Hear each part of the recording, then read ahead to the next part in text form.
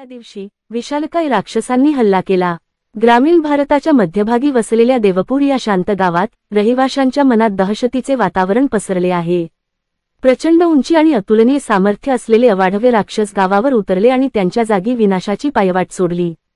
असहाय्य आणि भयभीत झालेले गावकरी आपली घरे जळून खाक झाल्याचे पाहत होते।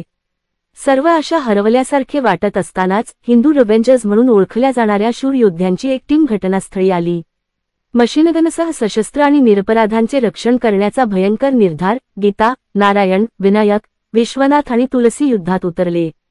हिंदू रिव्हेंजर्स यांच्या अचानक आगमनाने हैराण झालेले राक्षस त्यांनी गोळ्यांचा वर्षाव केल्याने ते पाठीमागे अडखळले।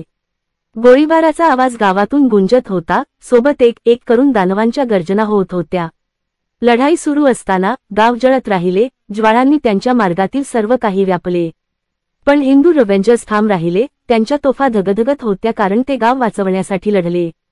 शेवटी अनंतकाळासारखे वाटल्यानंतर शेवटचा राक्षस पडला, पराभूत झाला। उद्ध्वस्त झालेल्या गावाचे सर्वेक्षण करताना हिंदू रिव्हेंजर्स म्हणजेच गीता, नारायण, विनायक, विश्वनाथ आणि तुलसी विजयी झाले।